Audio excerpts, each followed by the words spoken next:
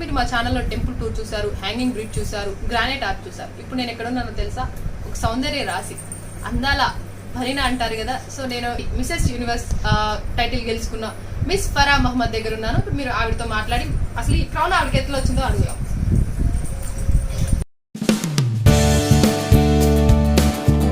మాట్లాడదాం. Hi Farah. Hello.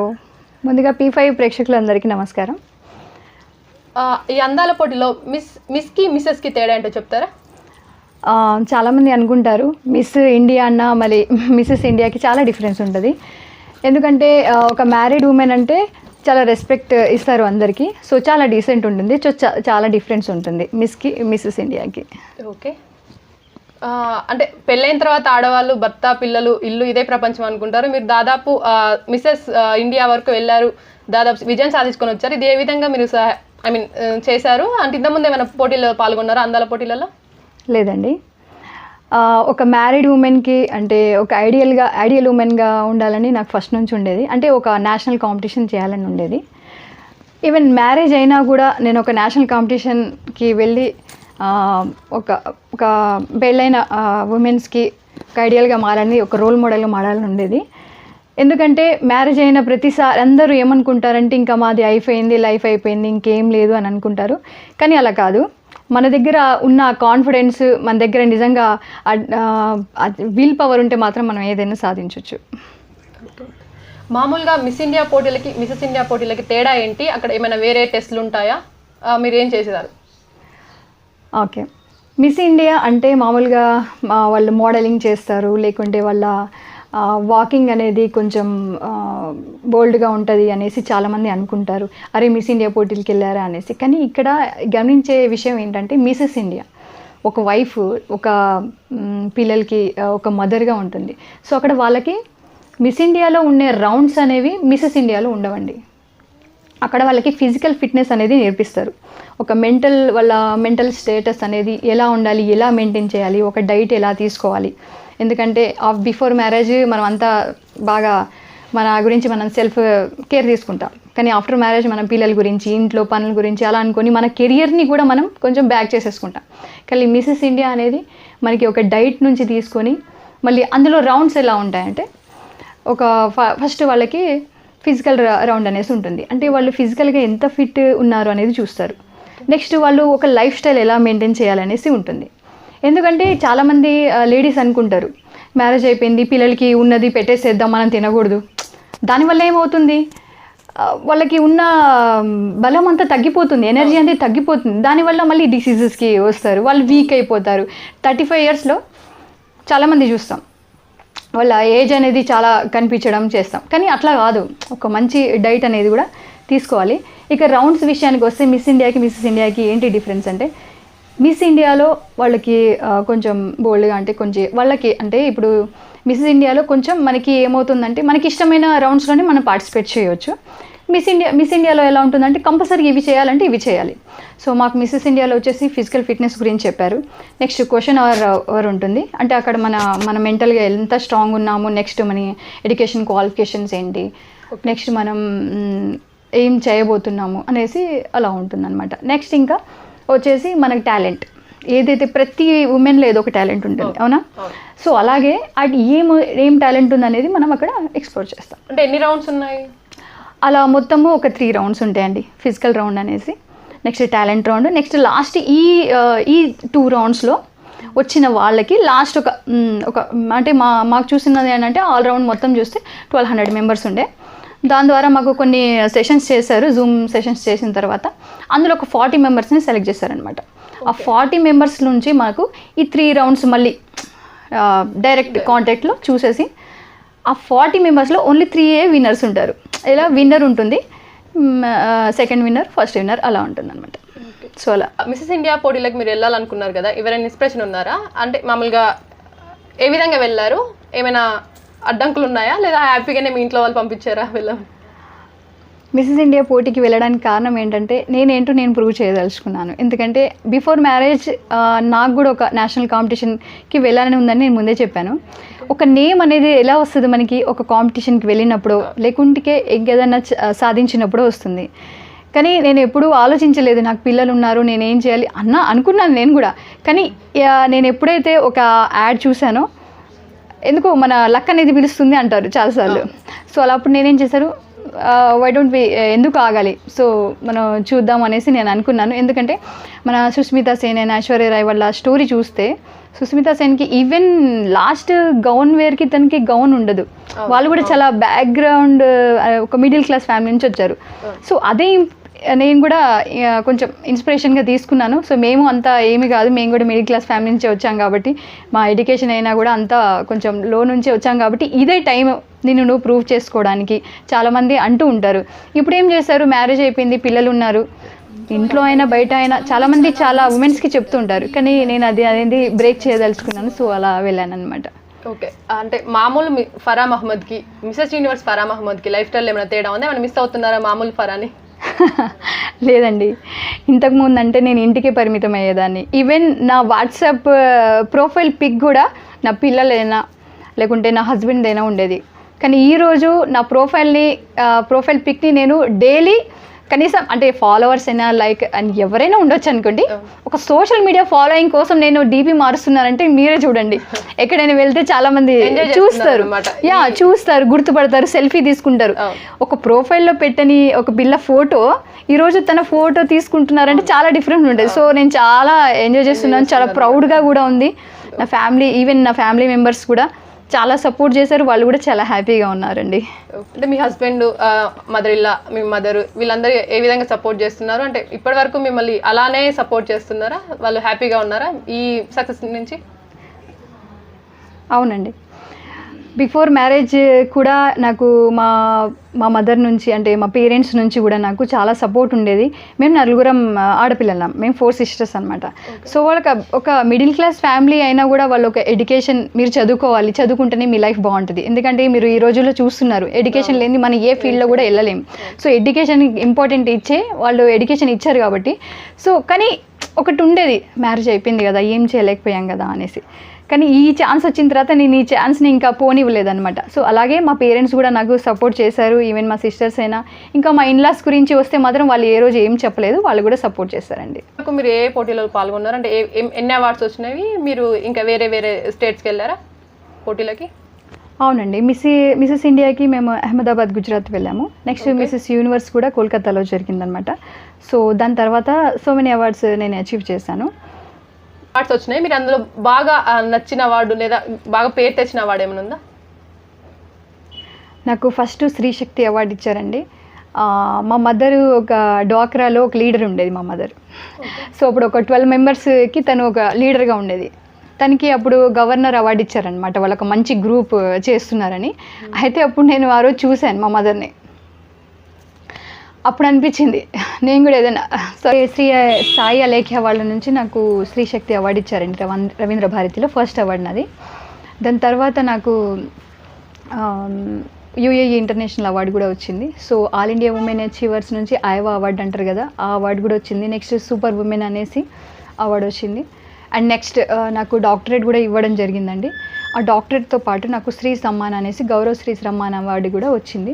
And next రీసెంట్గా మనకి Z5 ఉంటుంది కదా, ఫాక్స్ స్టోరీ నుంచి కూడా నాకు మన ఇండియాలో టాప్ 50 ఉమెన్ నుంచి నన్ను ఒక వన్ ఆఫ్ ద ఉమెన్గా సెలెక్ట్ చేయడం జరిగిందండి. ఓకే, నెక్స్ట్ ఏంటి?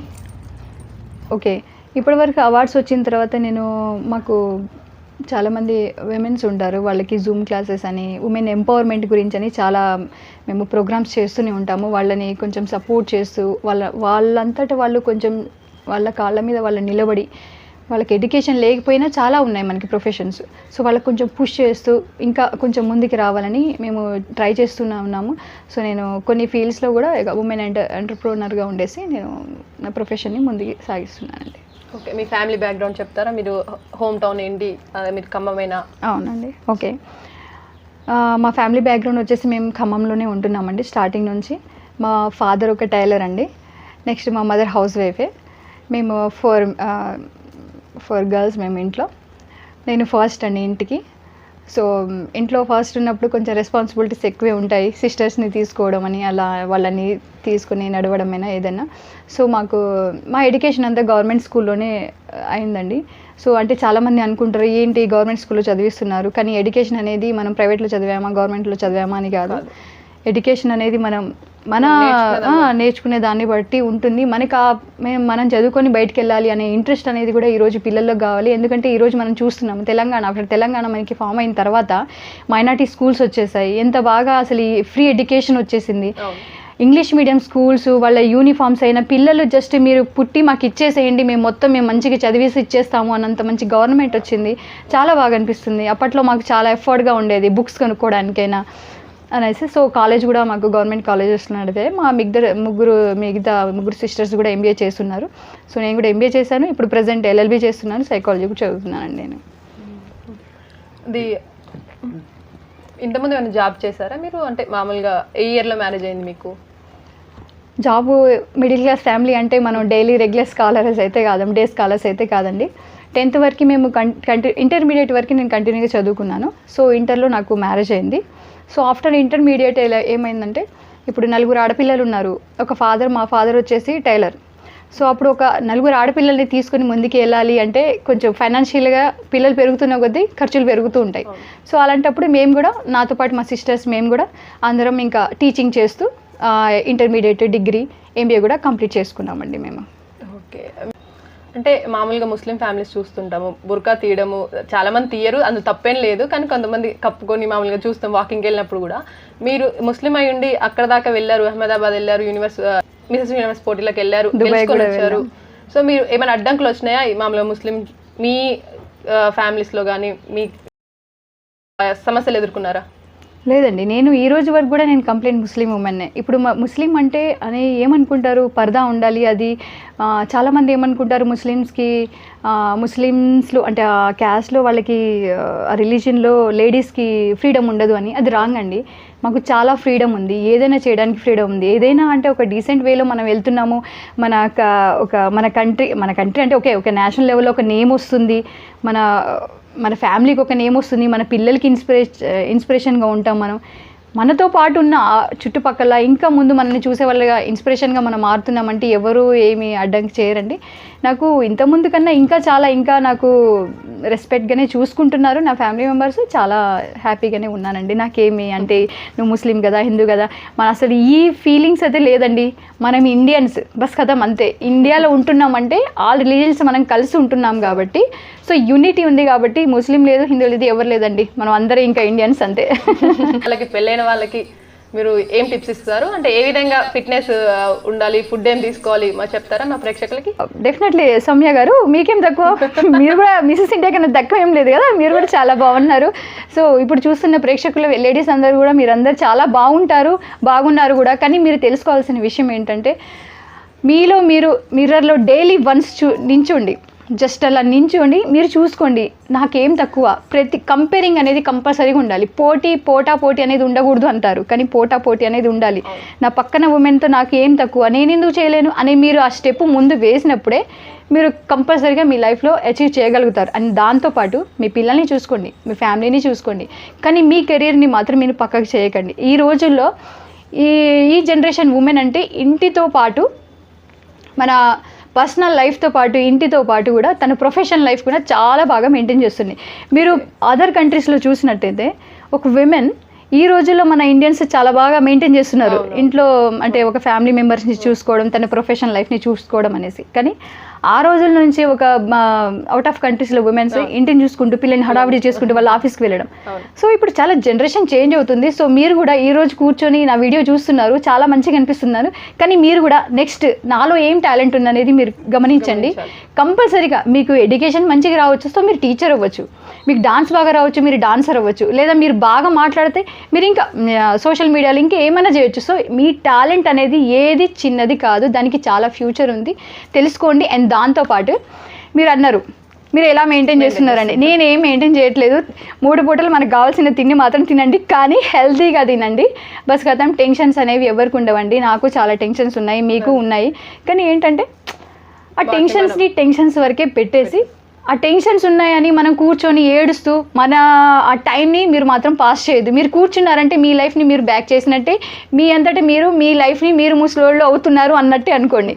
మీరు లేసారు, ఆలోచించారు, ముందుకు వెళ్తున్నారంటే నెక్స్ట్ జనరేషన్కి మీరు ఇన్స్పిరేషన్ అవుతారు మీరు. సో ముందుకు వెళ్ళండి. ఫ్యూచర్ ప్లాన్స్ ఏంటి, ఇంకేం చేయాలనుకుంటున్నారు? ఫ్యూచర్ ప్లాన్స్ అంటే చాలా ఉన్నాయండి. ఎందుకంటే నేను ఒక మిడిల్ క్లాస్లో పుట్టి నేను పెరిగాను కాబట్టి నాకు ప్రాబ్లమ్స్ ఏంటనేది తెలుసు. ఒక ఎడ్యుకేషన్ దగ్గర నుంచి, ఒక ఫైనాన్షియల్గా సపోర్ట్ దగ్గర నుంచి, అండ్ ఫ్యూచర్లో ఒక రోల్ మోడల్గా ఉండి వాళ్ళ సపోర్ట్ ఎలా అయితే కావాలనుకొని చాలామంది అలాగే కూర్చుండి పోతున్నారో, సో వాళ్ళ కోసం ఏదైనా చేయాలని ఉంది నాకు. అల్లాతో అదే నేను ప్రే చేస్తుంటాను. నాకు ఎంత పవర్ ఇవ్వుకి నేను నలుగురికి ఎడ్యుకేషన్ ఇవ్వగలిగేంత పవర్ ఇవ్వాలి. ఉమెన్స్కి ఏదన్నా వాళ్ళకు ఒక ప్రొఫెషన్గా వాళ్ళని కొంచెం ఒక మంచిగా రెడీ చేసి వాళ్ళంతటా వాళ్ళు ఏదైనా సాధించి అంత తీసుకురావాలని నాకు చాలా ఉంది. అండ్ దాంతోపాటు ఈ రోజుల్లో మన లైఫ్తో పాటు మనం ఉండే సరౌండింగ్స్, మన ఎన్విరాన్మెంట్లో చూసినట్టయితే ఈ గ్లోబల్ వార్మింగ్ అని ఇదని చాలా బాగా ఇప్పుడు టాక్ అయిపోయింది. సేవ్ సాయిల్ ఇవన్నీ నడుస్తున్నాయి. సో వాటిని కూడా మన లైఫ్తో పాటు వాటిని కూడా పట్టించుకోవాలి. ఎందుకంటే మనం హెల్త్గా ఉన్నప్పుడే మనం ఇవన్నీ చేయగలుగుతాం.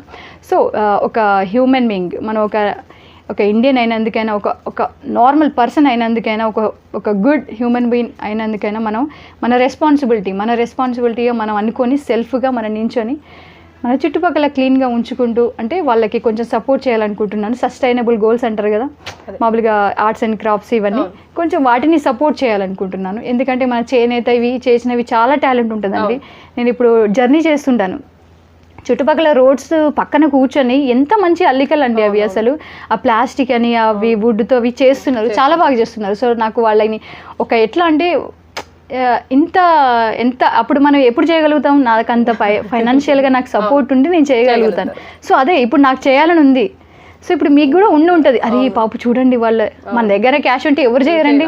సో అలా వాళ్ళకి ఏదైనా చేయాలని కంపల్సరీగా నాకు మన ఇండియన్స్ని సపోర్ట్ చేయాలని చాలా ఉందండి. మన ఇండియాని ముందుకు తీసుకెళ్లే నేనైనా ఒక 0%, 1% అయినా చేయాలని చాలా ఉంది నాకు. ఇంకా మీలో ఏం టాలెంట్స్ ఉన్నాయి? మీరు పాడతారా, డాన్స్ చేస్తారా?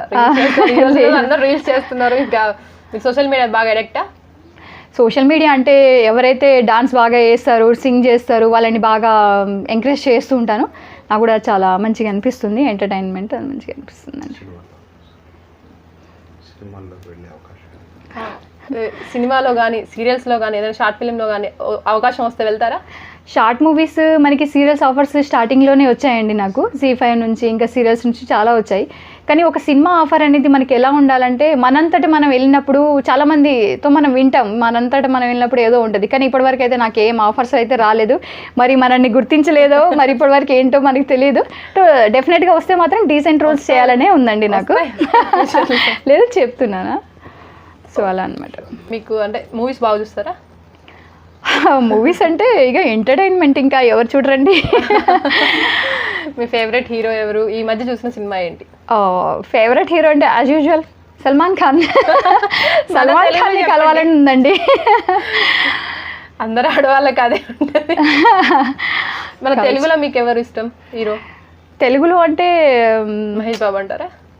మహేష్ బాబు ఓకే, చాలా బాగుంటాడు. అంటే ఒక ఫ్యామిలీ విధంగా చూస్తే మాకు వెంకటేష్ మూవీస్ చాలా, ఈ అమ్మాయి ఏంటి మిస్సెస్ ఇండియా అమ్మాయి వెంకటేష్ అని చెప్తుంది, కానీ చాలా ఫ్యామిలీ టైప్ మూవీస్ ఉండేవి, చాలా మంచిగా అనిపించాయి. ఈ మధ్య సినిమా చూస్తారు? ఈ మధ్య మేము కొంచెం సినిమాలు కొంచెం బ్యాక్ అయిపోయాను, కొంచెం ఇంకా LLBలో కొంచెం బిజీగా ఉన్నాను. అవునండి, 2 పిల్లలు నాకు. బాబు 14 years బాబు ఉన్నాడు, అండ్ 6 years బాబు ఉందండి. ఏం పేర్లు? వాళ్ళు ఏం చదువుతున్నారు? బాబు అర్ఫాన్ అండి, పాప అమైరా. బాబు ఇప్పుడు ఇంటర్ ఫస్ట్ ఇయర్. సో నిజంగా మీకు ఇయర్స్లేండి అవార్డు, ఇంటర్ ఫస్ట్ ఇయర్ ఎంత మెయింటైన్ చేస్తున్నారు. పాప వచ్చేసి ఇప్పుడు ఫస్ట్ క్లాస్ అండి. అంటే అంతే డిఫరెన్స్ ఉంది? ఇంటర్ 9 years డిఫరెన్స్ ఉంది. మీరు ఈ వీడియోస్తో చాలామంది మామూలు మిసెస్లో అందరూ పోటీలకు వెళ్ళాలని, వాళ్ళు కూడా ఒక మిసెస్ ఫరా మహమ్మద్ కావాలని కోరుకుంటున్నారు. సో చూసారు కదా మిసెస్ యూనివర్స్ 2021తో chit chat. Please share, subscribe, like.